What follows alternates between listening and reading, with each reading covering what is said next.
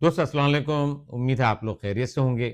میں ڈاکٹر سعید اقبال ابراہیم آپ کی خدمت میں حاضر ہوں۔ آج کا ہمارا ٹاپک ہے چکن گونیا۔ جی ہاں، یہ ایک ایسی بیماری ہے جس کے متعلق آپ لوگوں نے آج کل خبروں میں اور دوسرے سوشل میڈیا پہ بہت زیادہ سنا ہوگا۔ اس کے بہت سارے کیسز پاکستان اور انڈیا میں دیکھنے کو مل رہے ہیں، اور یہ بیماری اس کے کیسز بہت زیادہ بڑھتے جا رہے ہیں۔ اسی لیے میں سوچا کہ اس کی انفارمیشن آپ کو ایک مختصر ویڈیو کے ذریعے فراہم کر سکوں۔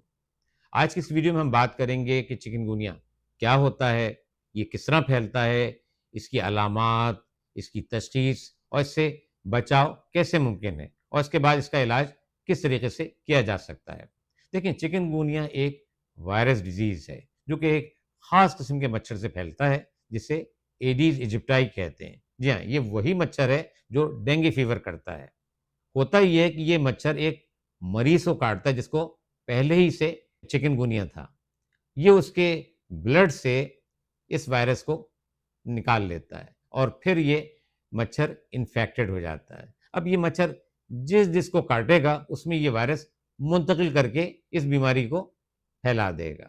ہوتا یہ ہے کہ اکثر ایسا بھی دیکھا گیا ہے کہ ایک کلینک میں ایک ہی فیملی ممبر جو ایک ہی گھر میں رہتے ہیں، 3 سے 4 لوگ آ رہے ہیں، وہ یہ سمجھتے رہے کہ شاید ایک فرد سے دوسرے فرد کو یہ بیماری منتقل ہو گئی اور یہ کوئی انفیکشس ڈیزیز ہے، جبکہ حقیقت میں ایسا بالکل نہیں ہے۔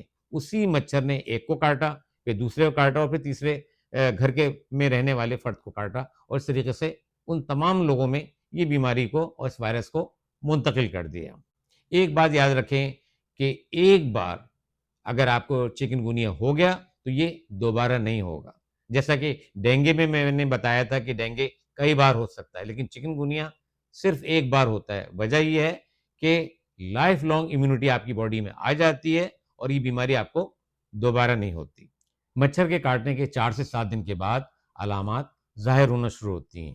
ان میں تیز بخار، سر درد، جسم میں درد، جوڑوں میں درد، متلی، الٹی، سخت تھکاوٹ اور سرخ رنگ کے دانے جسم پر ظاہر ہوتے ہیں، جنہیں ریشز بھی کہتے ہیں۔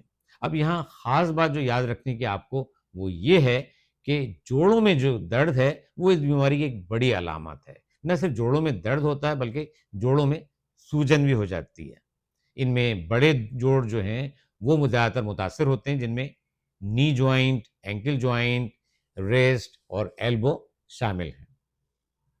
اس کی ڈائگنوسس کرنے کے لیے ایک ٹیسٹ کرایا جاتا ہے جسے PCR کہتے ہیں، پولیمریز چین ری ایکشن۔ یہ ایک بلڈ ٹیسٹ ہوتا ہے، اور جو علامات ظاہر ہونے کے فوراً بعد بھی کیا جا سکتا ہے، اور یہ اگر پازیٹیو ہے تو اس کا مطلب یہ ہے کہ یہ کنفرم چکن گونیا کا مریض ہے۔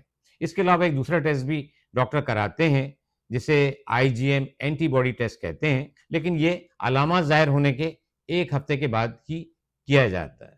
اب بات کریں گے اس کی پریونشن یا احتیاطی تدابیر کے متعلق، یعنی وہ کون سے طریقے ہو سکتے ہیں جن پر عمل کر کے ہم اپنے آپ کو مچھر کے کاٹنے سے دور رکھ سکتے ہیں۔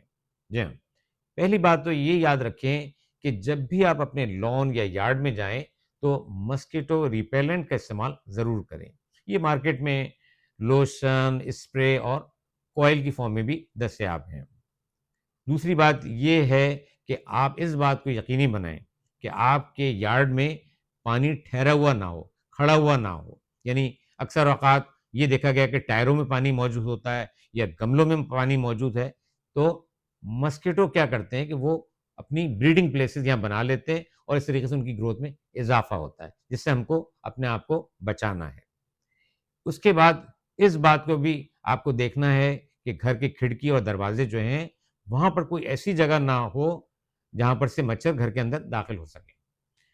اس کے بعد اس بات کو بھی دیکھنا ہے کہ اگر آپ باہر سو رہے ہیں تو نیٹ کا استعمال یا مچھردانی کا استعمال ضرور کریں، اور اس بات کو بھی دیکھیں کہ وہاں کوئی سوراخ نہ ہو اس مچھردانی میں، تاکہ کوئی مچھر اس میں نہ آ سکے۔ جب بھی آپ اپنے لان یا یارڈ میں جائیں تو پینٹ پہنیں اور لانگ سلیو کی شرٹ پہنی ہو، تاکہ آپ کو مچھر کاٹ نہ سکیں۔ اب بات کرتے ہیں اس کی ویکسین کے متعلق۔ میری اطلاعات کے مطابق پاکستان اور انڈیا میں اس کی ویکسین اویلیبل نہیں ہے۔ یہاں USA میں FDA food and drug administration نے اس کو اپروو کر دیا ہے، اور یہ 18 سال اور سے زائد کے عمر کے لوگوں کے لیے اویلیبل ہے، اور ان ٹریولرز کے لیے بھی جو باہر کا سفر کرنا چاہتے ہیں ان ممالک کا جہاں یہ ڈیزیز اینڈیمک ہو یعنی پھیلی ہوئی ہو، اور ان لوگوں کو خاص طور پہ دی جا سکتی ہے جو ہائی رسک گروپ میں شامل ہے، یعنی heart diseases, diabetes, blood pressure اور اس طرح کی دوسری کرونک ڈیزیزز۔ دیکھیں، ہم جانتے ہیں کہ کسی بھی وائرل ڈیزیز کا کوئی خاص علاج نہیں ہوتا ہے، اسی طرح اس کا بھی جو علاج ہے وہ سمٹمز کی بنیاد پر کیا جاتا ہے، یعنی بخار اگر ہو تو بخار کی دوا دیتے ہیں، جسم کا درد، الٹی، متلی، اس کی دوا تجویز کی جاتی ہے۔ لیکن اس کے ساتھ ساتھ جو اہم باتیں ہیں وہ یہ ہیں کہ مریض کو کہا جاتا ہے کہ آپ زیادہ سے زیادہ آرام کریں، زیادہ سے زیادہ فلوئڈس لیں تاکہ آپ کی باڈی ہائیڈریٹ رہے، باڈی میں فلوئڈس کی کمی نہ ہو۔ اس کے لیے زیادہ سے زیادہ پانی پئیں، زیادہ سے زیادہ جوسز کا استعمال کریں۔ اس کے ساتھ ساتھ آپ کو چاہیے کہ گرین لیفی ویجیٹیبل کا استعمال بھی زیادہ سے زیادہ اپنے کھانوں میں کریں، ادرک، ہلدی کو اپنے کھانوں میں زیادہ سے زیادہ شامل کریں۔ ناریل کا پانی بھی ان مریضوں کے لیے کافی فائدہ مند ہوتا ہے۔ اس کے علاوہ سن فلاور سیڈس بھی بہت فائدہ مند ہوتے ہیں، اور لونگ کا استعمال بھی فائدہ کرتا ہے، اس کو آپ چبا بھی سکتے ہیں اور اس کو اپنی چائے میں بھی شامل کر کے پی سکتے ہیں۔ دوستو، امید ہے یہ ویڈیو آپ کو پسند آئی ہوگی اور اس نے آپ کی معلومات میں بھی اضافہ کیا ہوگا۔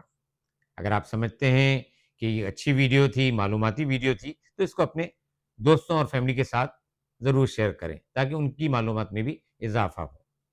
اب اجازت دیں، اپنی صحت کا بہت خیال رکھیں۔ انشاءاللہ اگلی ویڈیو میں پھر ملاقات ہوگی کسی نئے ٹاپک کے ساتھ۔ خدا حافظ۔